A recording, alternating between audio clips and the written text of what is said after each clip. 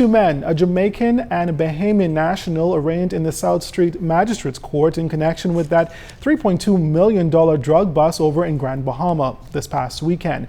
And as our Jimanita Swain tells us, one of the men owned up to the drugs with an explanation.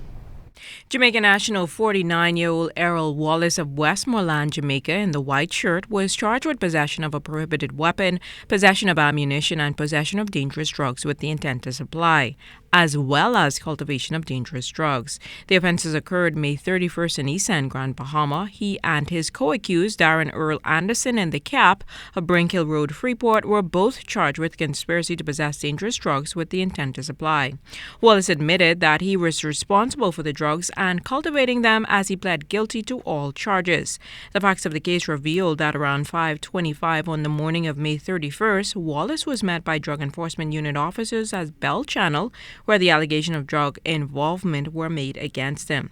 He led officers to the eastern end of the island, where a makeshift tent had harvested marijuana and $305 cash inside. Wallace is also said to have had $12.50 on him.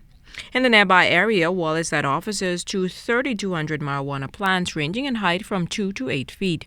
Wallace accepted the facts as read by prosecutor Ursel Dorset. He told Magistrate Andrew Forbes that he entered Nassau this year from Jamaica and took a flight to Freeport. He said he came to the country as a tourist.